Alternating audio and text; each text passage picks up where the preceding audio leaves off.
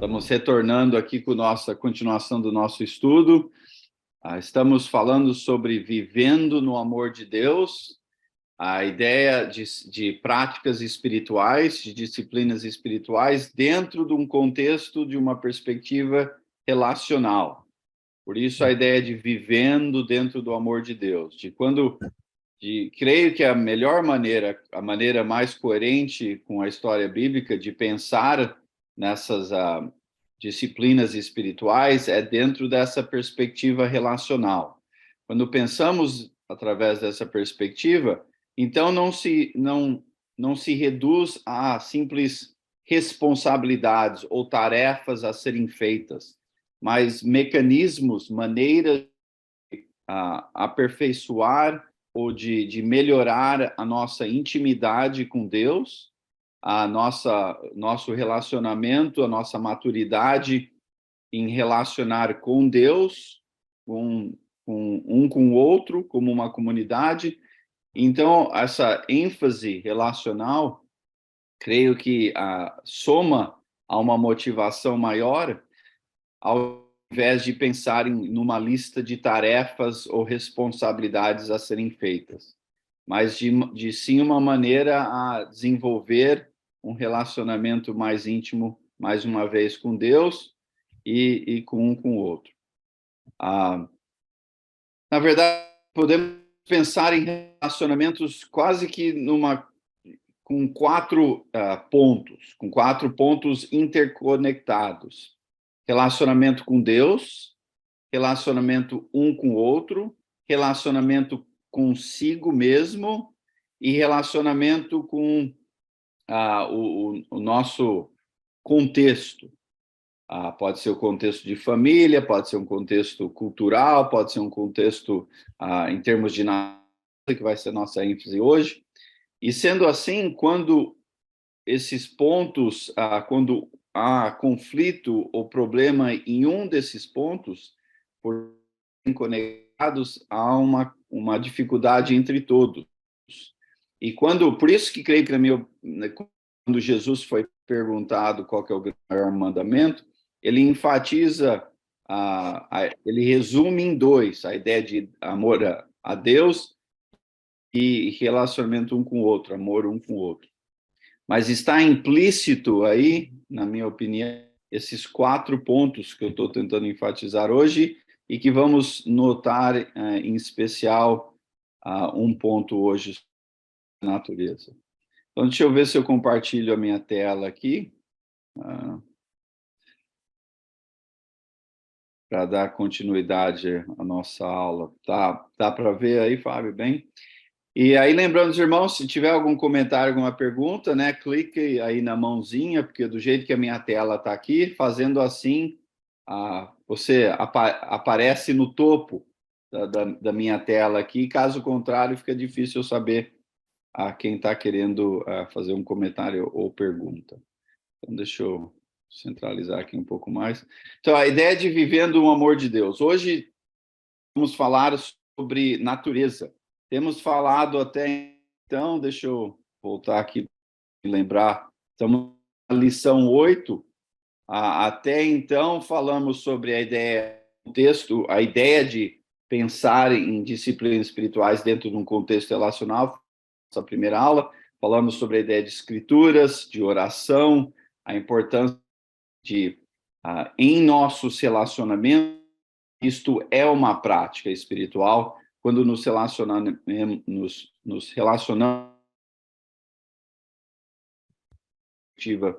fé. Falamos também sobre a ideia de atenção plena e basicamente no agora, no presente, no momento atual, não ficar presos a um passado ou até ansiosos pelo um futuro que é acontecido.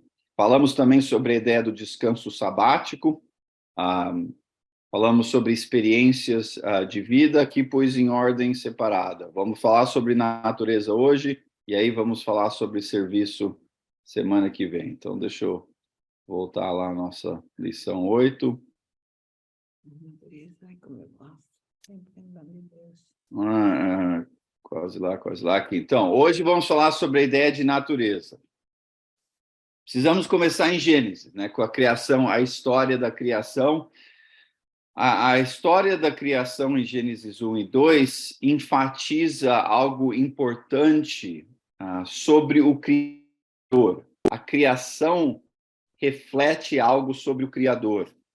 Em Gênesis 1 e 2, isso é especialmente notável, porque quando Gênesis 1 e 2 estava sendo escrito e compartilhado, estava em contraste com outros impérios que tinham as suas histórias de criação também. E eram impérios notáveis naquela época, como os babilônios, os assírios, os egípcios, e os cananitas e outros. E então, nessas histórias conflitantes,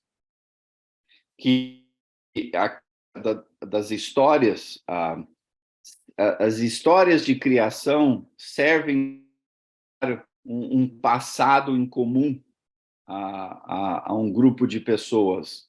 Então, quando os babilônios tinham e contavam a sua história, davam um passado comum, e também, na verdade, se criava em termos de história, ou através de um mecanismo de história, a identidade de quem eles se achavam ser.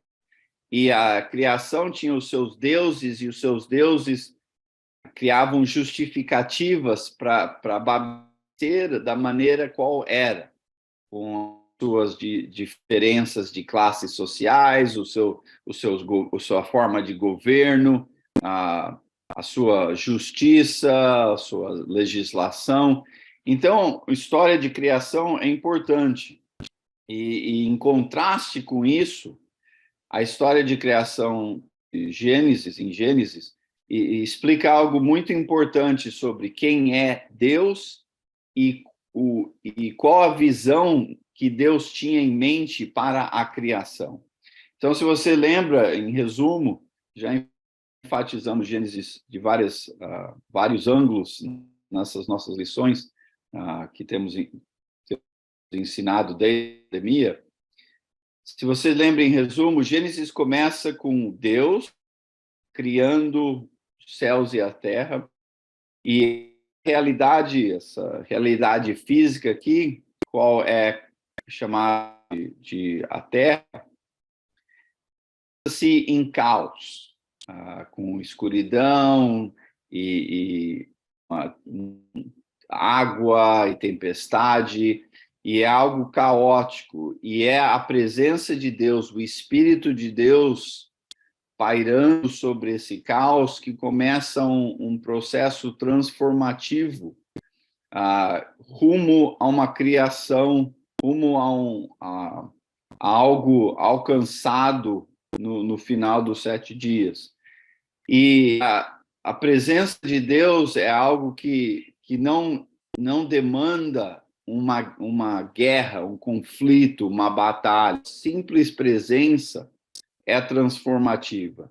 E o caos é transformado pela presença de Deus, porque Deus é um Deus de poder, é um Deus ativo, é um Deus com propósito, é um Deus que começa a criar uma existência intencional, com propósitos e objetivos em mente, e que o auge daquela criação, aquela existência, aquela realidade, essa realidade física, que é criada e descrita em Gênesis 1 e 2, é para facilitar a presença da humanidade que vai se intimamente relacionar com Deus, consigo, com o outro e com aquela criação que Deus fez.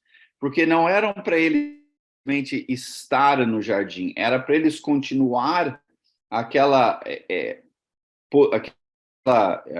presença transformadora, porque é para eles interagir com a criação, é para eles cultivar a terra, é para eles estar agindo de forma transformadora. E Deus cria esse contexto para que esses relacionamentos continuem e se intensificam e com uma intimidade maior. E podemos, um monte de níveis que a gente podia enfatizar, mas vamos simplesmente deixar nisto aí em Gênesis 1 e 2. Em Salmos 19, capítulo 1, o salmista, contemplando a criação, diz lá: os céus declaram a glória de Deus e o firmamento proclama a obra das suas mãos. A ideia aqui dos céus tem uns níveis do que está sendo dito aqui com a simples frase, os céus. Os céus, sim, seria quando você olha para cima, né? Acima de você, onde está lá o passarinho voando. É também além de quando você o sol e as estrelas e a lua. Em Gênesis 1 e 2, em Gênesis 1, o que a gente chama de planetas e assim por diante, são expressões refletindo o reinar de Deus, os seres espirituais que Deus criou. Então, quando a gente olha para os céus, para a realidade acima de nós, notamos que sim, Deus criou certas coisas, mas também que os céus representam a realidade espiritual onde Deus está, o reinar de Deus acima de nós. Então, quando olhamos para tudo isso, notamos a glória de Deus. E aí, quando enfatizamos o firmamento, que é uma outra maneira de se dizer essa realidade física, notamos as obras de Deus. Porque Deus criou, mais uma vez, em Gênesis 1 e 2, essa existência física, esse mundo na qual vivemos, como para refletir atributos de Deus, para refletir o plano de Deus, para refletir a sabedoria de Deus. Então, e isso tudo é uma realidade que permite e perpetua relacionamentos. Então, enfatiza também um lado relacional de Deus. Isso tudo se nota em suas obras. Então, a criação diz algo sobre Deus, algo sobre Deus. Em Salmos, capítulo 4, versículo 24 e 25, quantas são as obras, Senhor? Fizeste todas elas com sabedoria. A terra está cheia de seres que criastes. Eis o mar imenso e vasto. Neles vivem inúmeras criaturas, serem vivos, pequenos e grandes. O salmista aqui,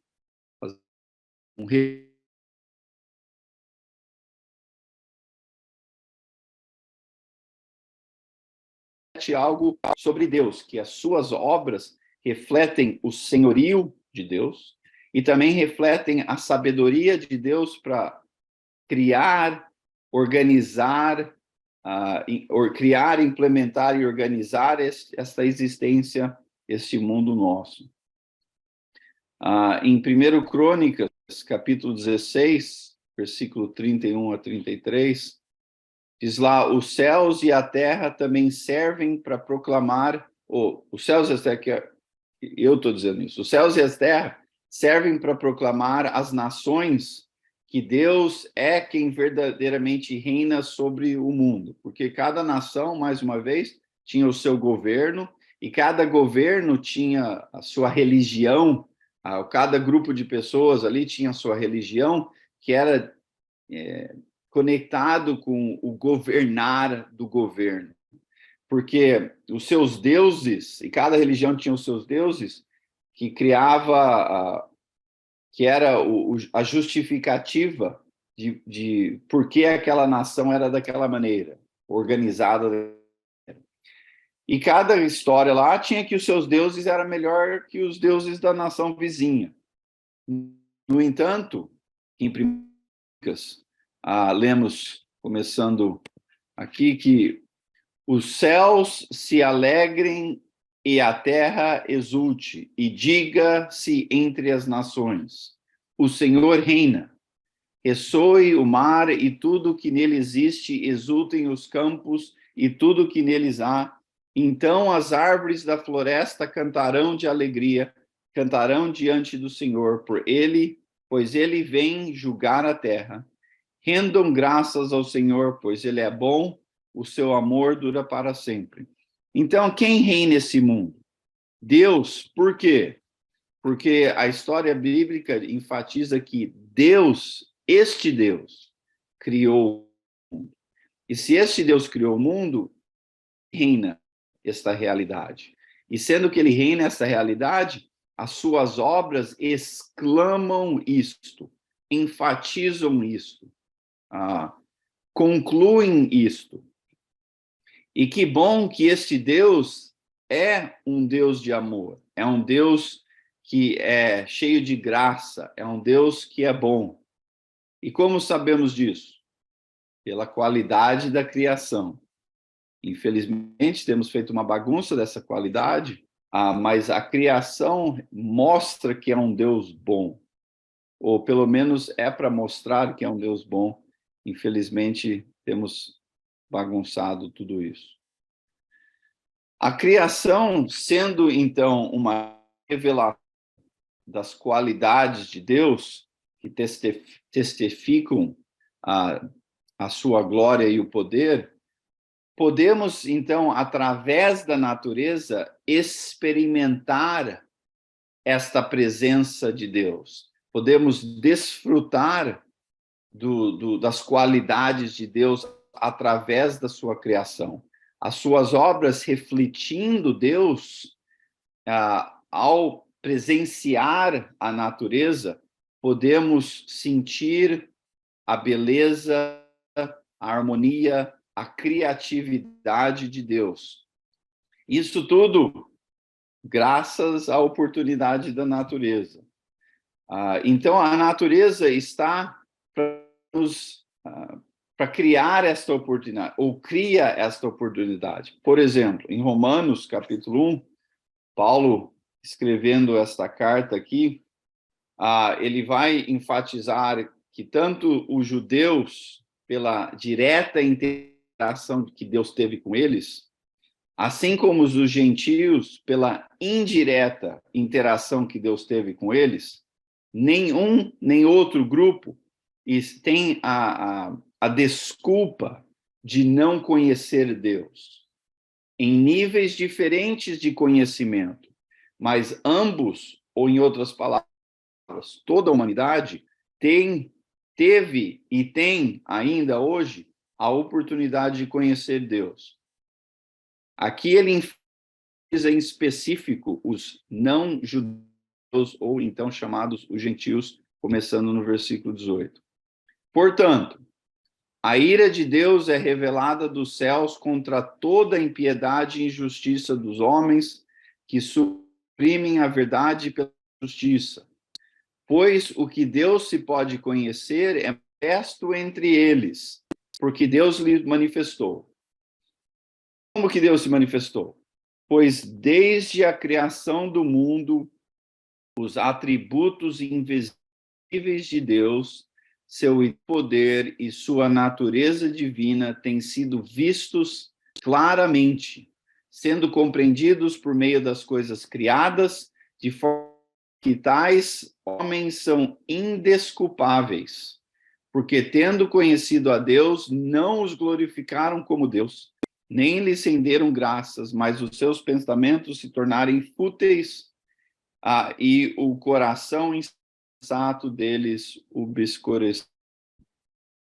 O que Paulo está dizendo aqui? Que através da natureza, na própria natureza, temos o suficiente em suas obras, temos a suficiente informação para conhecer os atributos de Deus. Que tipo de atributos?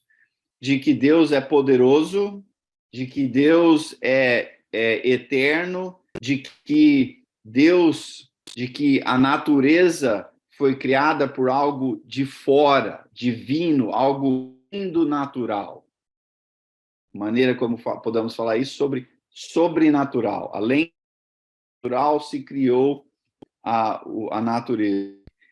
E a organização da natureza, a sua beleza, a harmonia, a sua grandeza, isso tudo também reflete um Deus bom, justo, um Deus coerente. E, felizmente, o ser humano, no geral, Paulo nota, não fez essa conexão de tudo que vem na natureza, não conectou isso com Deus e deu glória a Deus. Ao invés de usa a natureza, ou ignora a natureza, ou usa a natureza para fins de brigar pela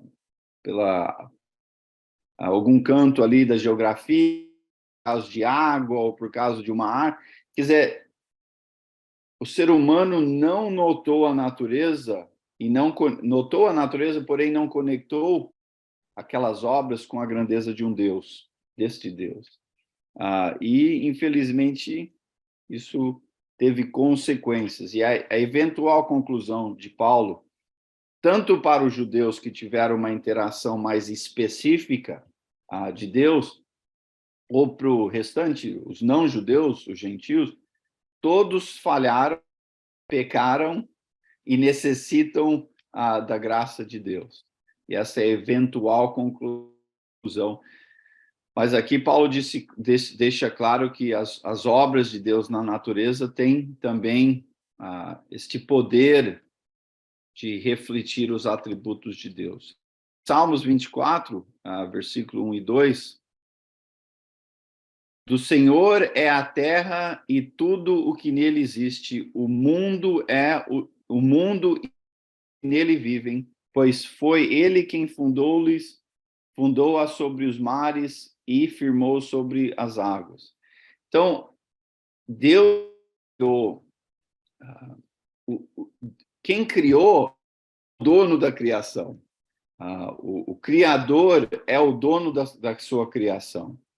E eu e você não somos, porque não criamos esse mundo e devemos parar de agir como se fôssemos o dono da cocada, né? Ou pelo menos o dono desse mundo. Não fomos nós os responsáveis, é Deus. Então, precisamos interagir com a natureza também para ser um lembrete de que Deus é Deus e nós não somos. Algum comentário, pergunta até então, antes de a gente ir para o próximo ponto aqui?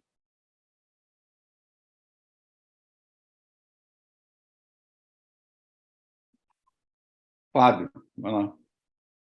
Júnior, pensando na atenção plena, e agora aprendendo aqui sobre a natureza, faz sentido, então, procurar um local que tenha, a natureza seja mais visível, para a gente exercitar talvez aquela meditação ou ter essa atenção plena?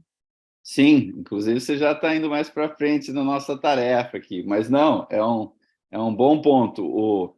Podemos unir várias coisas, né? Como a ideia da atenção plena, o que é? Focar no momento, no aqui e agora, né? Que muitas vezes estão estressados com um possível futuro, estamos meio que lá amarrados a um passado que já não podemos mais controlar e desperdiçamos o presente. Por causa do passado e do futuro, desperdiçamos o aqui e agora que é nosso para se experimentar, para se viver. Então, podemos unir esse conceito com observar a natureza, aquela atenção plena naquele momento da natureza. Podemos também unir a ideia de, na natureza, podemos também usar aquele tempo para passar em oração, para ler escrituras, podemos também ter uma experiência relacional, podemos ir, o casal de mão dadas lá, fazer um caminhar na natureza, e assim por diante, podemos unir várias coisas E o Brasil, nossa, o Brasil, que país bonito, né? Tem tanta natureza, tanta árvore, tanta coisa, o que não é comum em toda parte do mundo. Então, acabamos nos acostumando com essa beleza e muitas vezes desperdiçando essa oportunidade. Muito bom. Giovanni? Ele não pode passar o material para o Fábio, que ele cola e quer adiantar a matéria, então não passa Pois para ele. é, o Fábio já está adiantando a tarefa. Eu vou ler uma citação tua aqui, ver se tu te lembra. As imagens dos deuses representam visualmente os deuses dos homens. Quem representa o nosso Deus é a sua criação, o povo de Deus. Deus formou, através de Abraão, iniciou o seu povo para que as demais nações conhecessem o Deus pela obediência do povo de Israel. Depois, em João 14, 9, Jesus disse que ele era o próprio Deus. Quem quisesse conhecer a Deus deveria conhecer Jesus. E hoje nós, cristãos, devemos ser o Cristo em nós, esperar Cristo. Então, hoje, as demais nações devem conhecer a Deus através de nós, cristãos, a sua igreja, correto? Sim, a natureza, pela natureza, todos, ainda hoje, têm a oportunidade de conhecer Deus a um certo nível. E o que o Paulo estava dizendo não era para fazer para dizer que era a mesma coisa, que os judeus tinham a mesma experiência de Deus do que os não-judeus. Os judeus tinham uma experiência muito mais íntima com Deus, mas os não-judeus não tinham desculpa, que eles tinham na natureza o suficiente para conhecer Deus. Dali para frente, podemos, então, eles tinham, então, a necessidade de conhecimento. É a mesma coisa, quando você sai para namorar, você conhece a pessoa ali pela primeira vez, você senta para tomar um café e conversar, ali é o suficiente para você conhecer algo da pessoa. Então, você não tem desculpa para dizer eu não conheço a pessoa por nada, porque você acabou de passar uma hora junto conversando. Mas isso não quer dizer que você está numa mesma intimidade com aquela pessoa, com que eventualmente se você casasse com aquela pessoa. Então, todos têm a oportunidade de conhecer a Deus, no entanto, precisam aprofundar conhecimento. E aí vem Jesus. E não só Jesus, aí vem os seguidores de Jesus, que somos nós.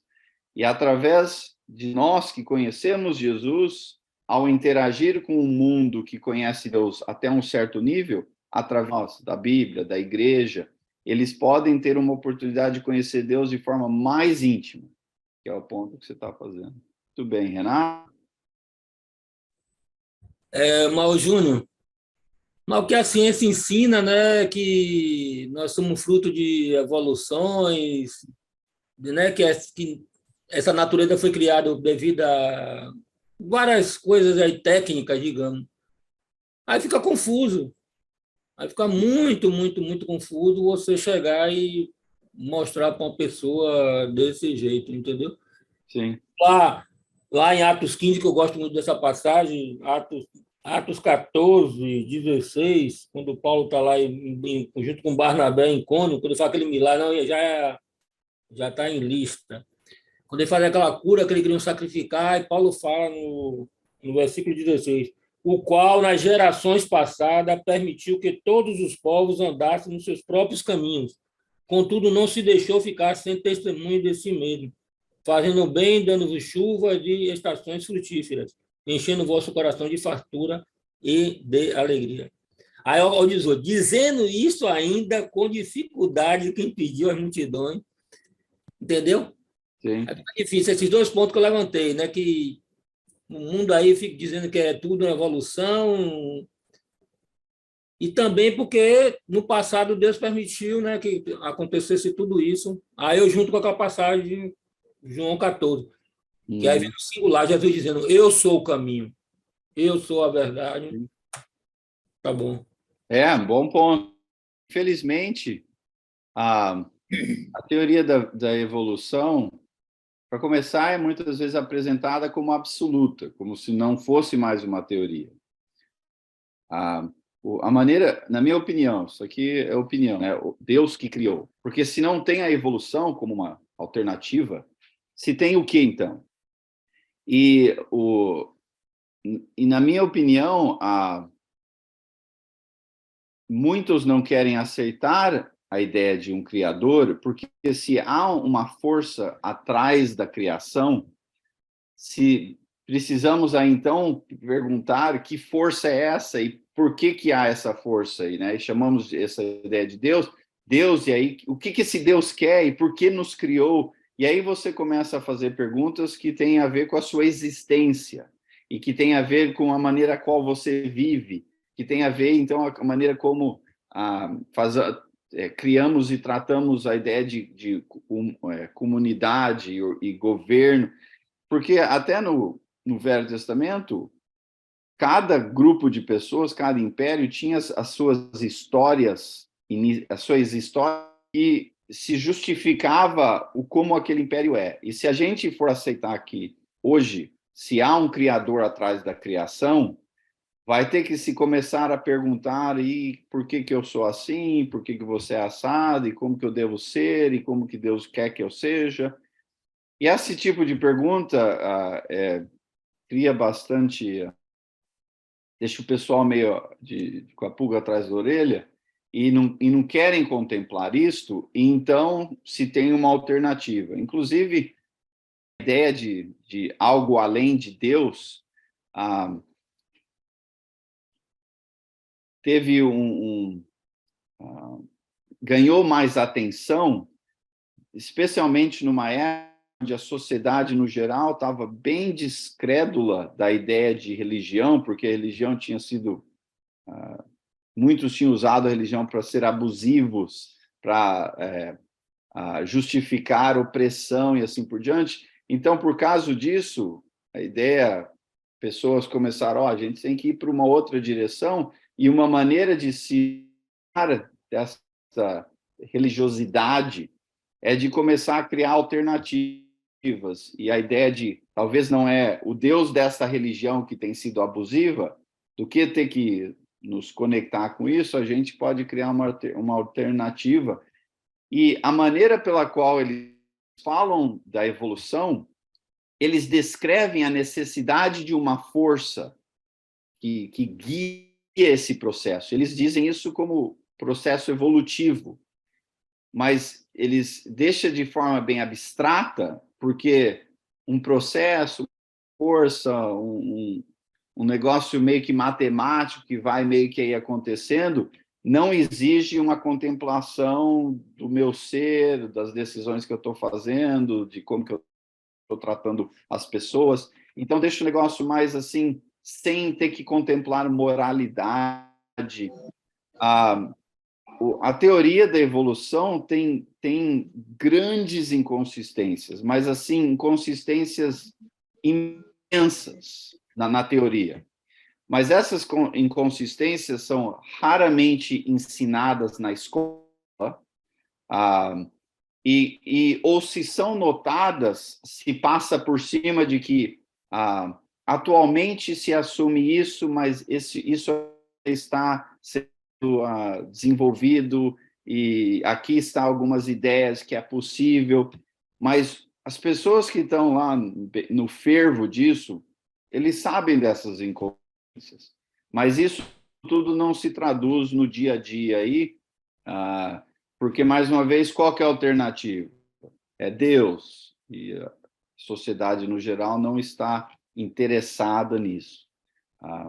Mas nossa, tem umas inconsistências, assim, tremendas com a ideia de evolução, mas, mais uma vez, são raramente enfatizadas ou contempladas na escola, né?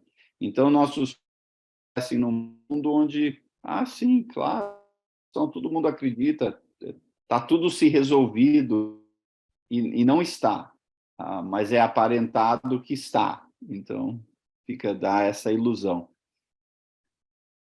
Ok. Então, aprender. Jó,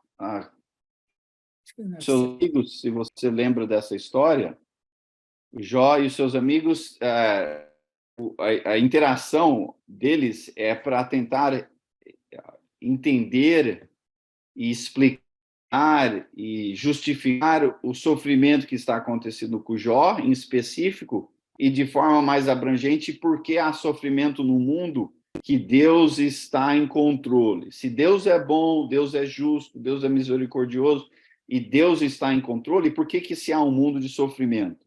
Um mundo de, muitas vezes, injustiça, um mundo de, muitas vezes, onde o inocente sofre. Então, a conversa deles é tentar explicar isso. Dentro dessa conversa, Jó faz este ponto aqui, em capítulo 12, versículos 7 a 10.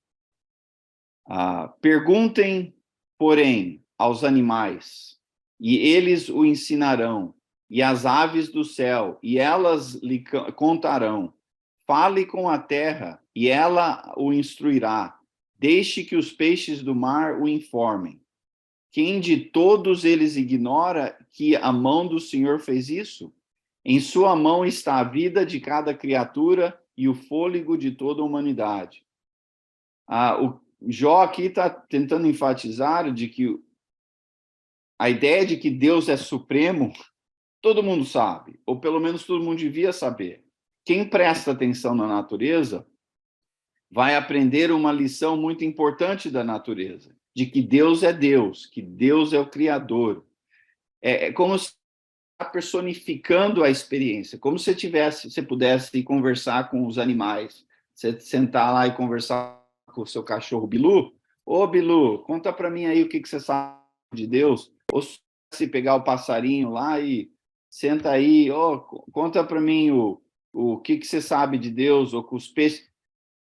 A ideia que Jó está dizendo é que esse conceito é tão simples na criação, de que a criação demanda um criador, que é como se o seu Bilu falasse isso para você.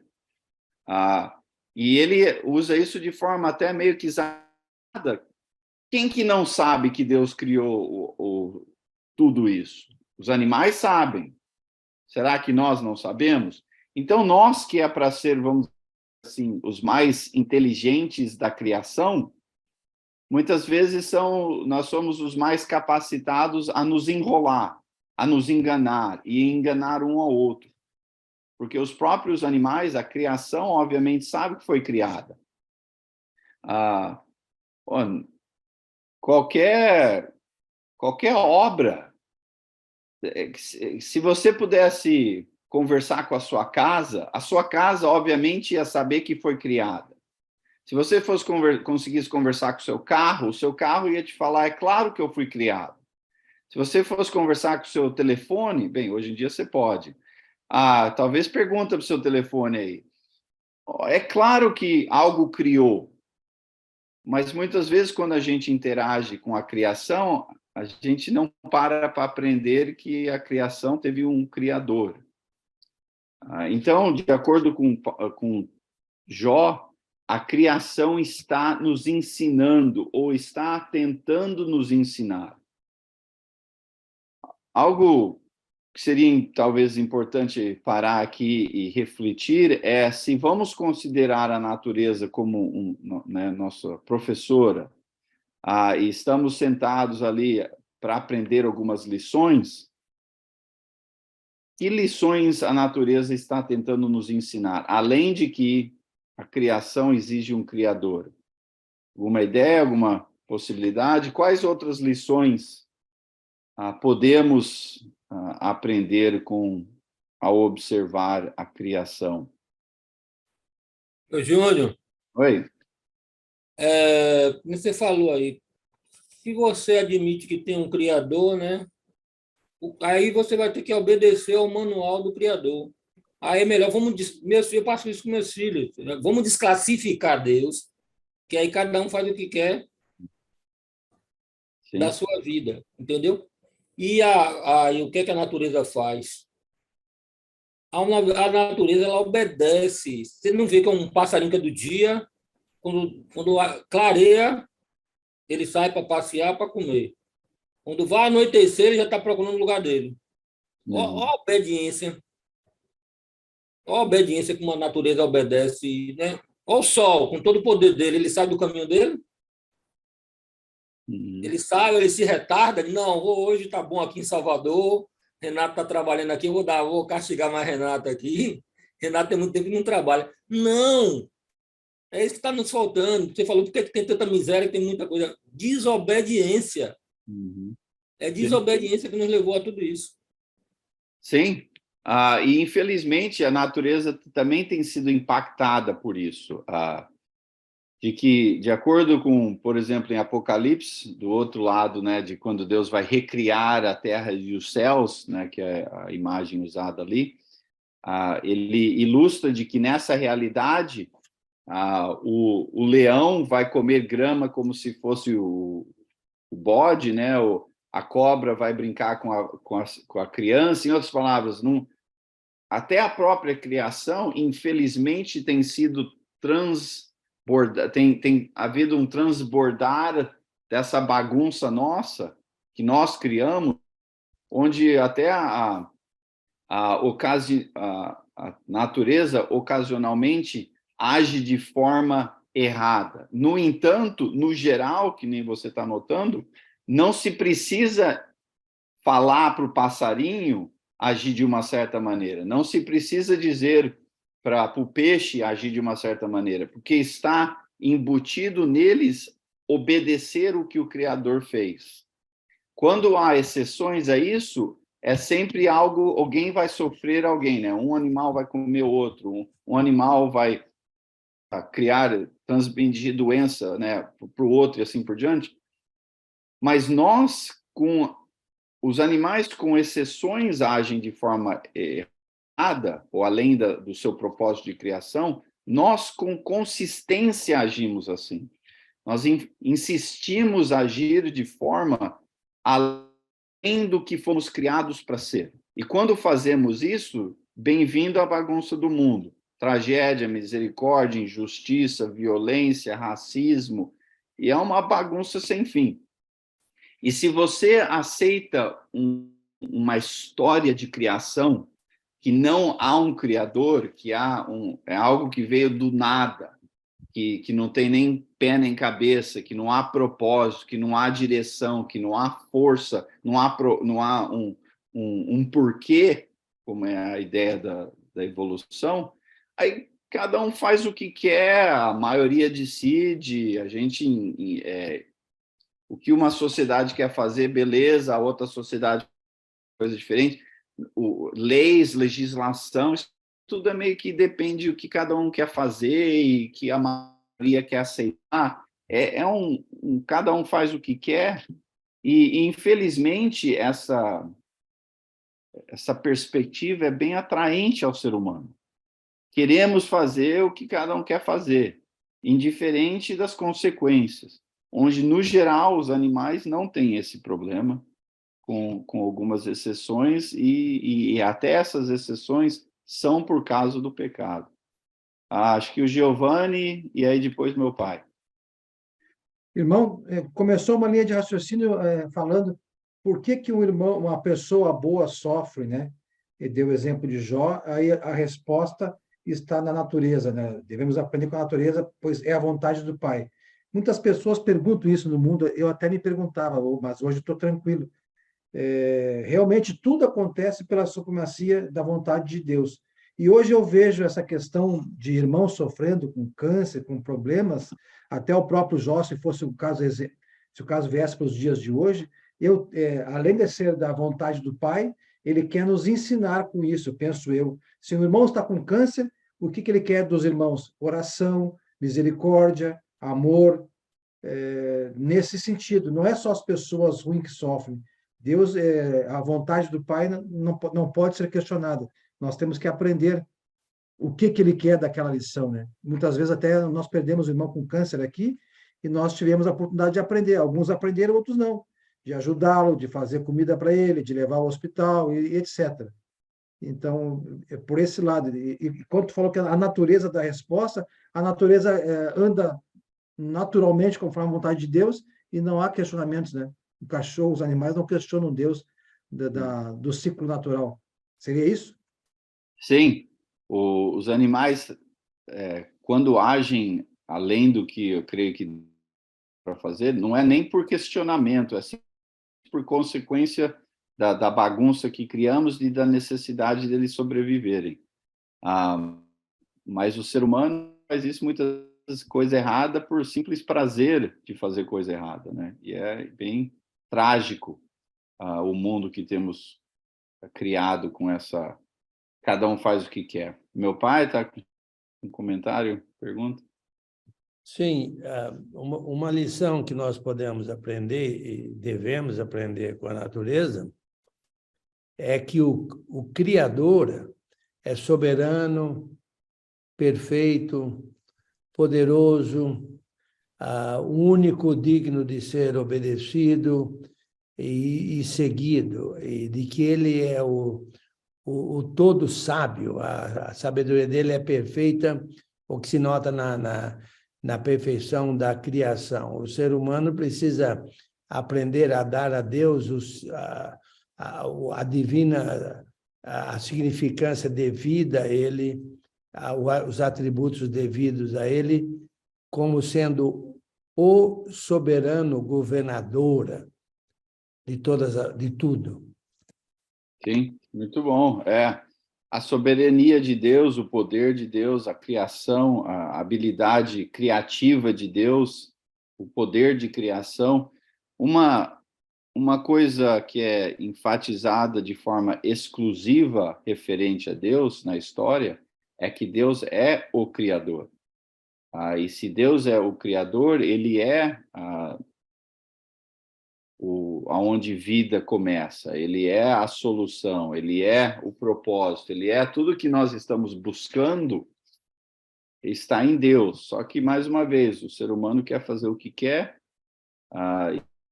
e aí bem-vindo à bagunça, né? Mais um...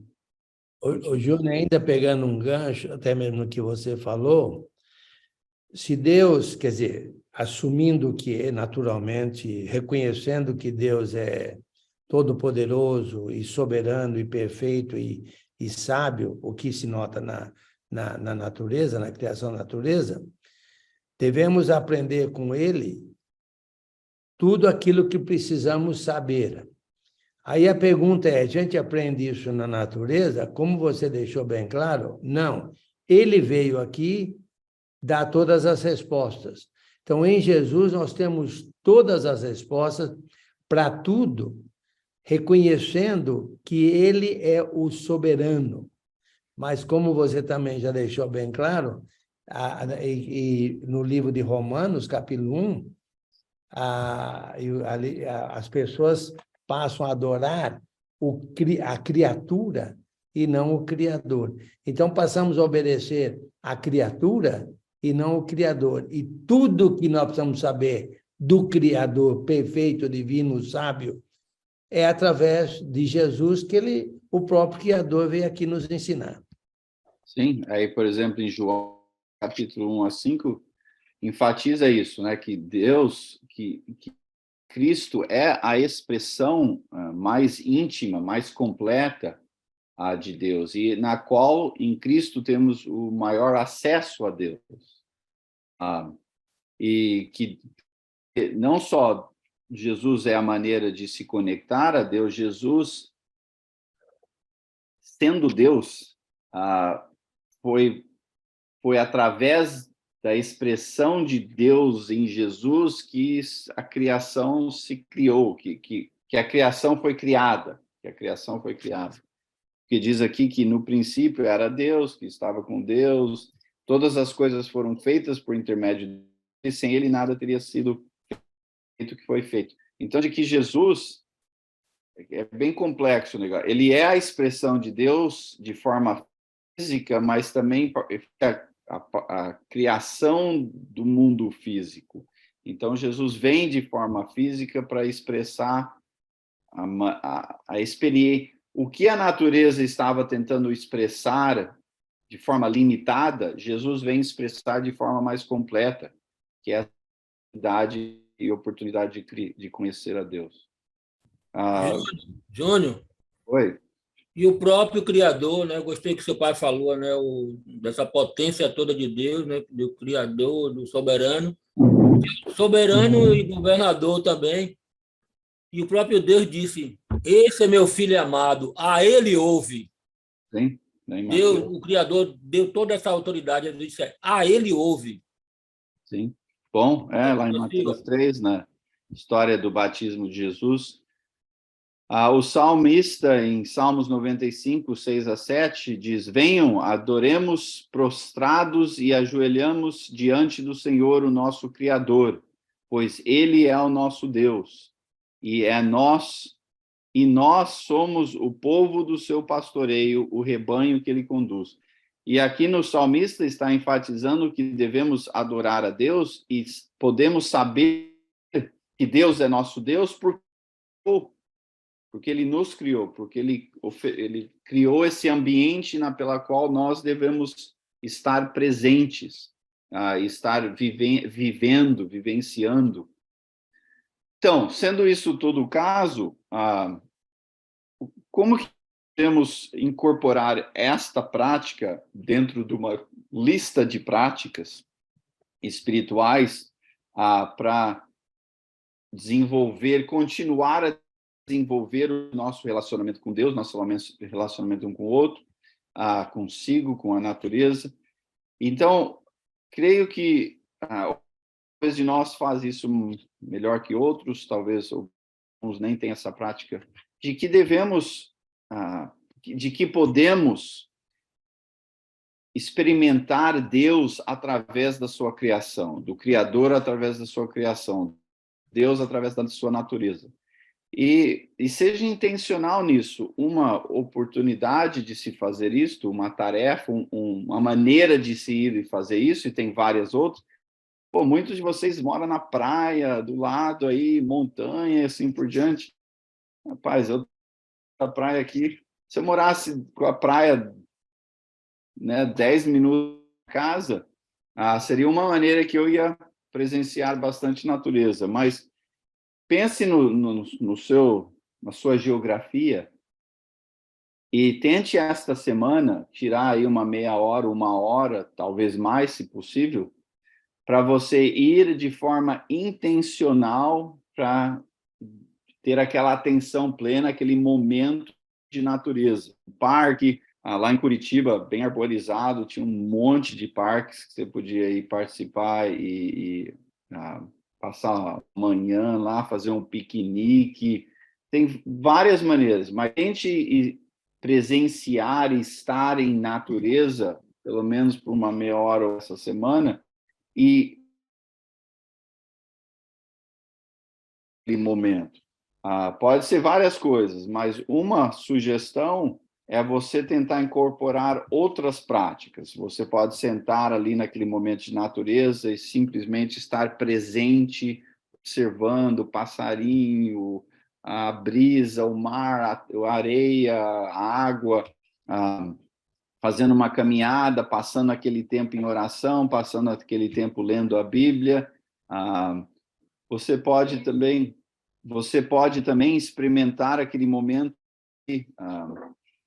né, presenciando com alguém e tente, através daquela experiência, depois dar talvez escrever a sua experiência, ou pelo menos pensar o que eu aprendi de Deus, através desse momento, essa natureza, como que isso me conectou com Deus, que atributos de Deus eu notei através dessa experiência e assim por diante. Mão levantada aí. Oi. Enio, Júnior, Diga. eu só queria dar um pequeno depoimento. Inclusive, eu vou fazer um adendo ainda nesse depoimento que eu vou colocar aqui. Helena e eu moramos aqui bem pertinho do mar. A gente coloca 2 cadeiras, Bíblia, estudo, e vai lá no mar fazer esse estudo. A gente faz isso praticamente toda semana. E eu ainda vou copiar uma ideia do Giovanni, que ele me deu. Vou colocar uma plaquinha lá. Posso ler a Bíblia para você? Porque às vezes, muitas vezes as pessoas passam por a gente e ficam olhando, né? Sim. Quando ela está lendo, eu percebo que alguém está olhando, ela já percebeu também. Às vezes as pessoas querem se chegar e não se acham, né, com jeito de chegar. E a gente vai copiar a ideia porque o Giovanni disse que quando ele se aposentar, ele vai fazer isso, vai morar na praia, vai sentar numa praça, vai fazer a leitura dele e vai colocar uma plaquinha lá, posso ler a Bíblia para você, nós vamos fazer isso aí ainda. Ele já é Muito obrigado pela aposentado. ideia, Giovanni. Eu vou corrigir o Fernando. Vou Ele já é corrigir. aposentado, rapaz. Já sou aposentado. Eu estive agora, pela primeira vez, em março, em Capão, a praia próxima ao Fernando, e eu via muitos aposentados, casais, idade média, 60 anos, média, né? Indo para a praça e sentando ao círculo, tomando chimarrão. E eu falei para a Mali, Mali, nós devíamos morar aqui e botar uma placa, né? Posso ler a Bíblia para você? E eu, a Mali, começamos, as pessoas viriam, sentariam, tomando chimarrão e lendo a Bíblia. É uma ideia que ainda não foi favorável pela Marli, porque ela disse, tá, mas e os irmãos nossos lá? Disse, mas nós temos que fazer aqui uma nova congregação, Marli. Mas está nas mãos de Deus, Deus é que sabe. Sim, então, ou pode até... Eu apoio e ajudo ainda. Então, a outra maneira também, se pode, que nem falei, ir num parque, fazer um churrasco com pessoas lá, pode fazer, não tem que ser simplesmente você no natureza, mas se fazer algo como um grupo, e aí fazer um devocional, notar a beleza que você está vivendo ali.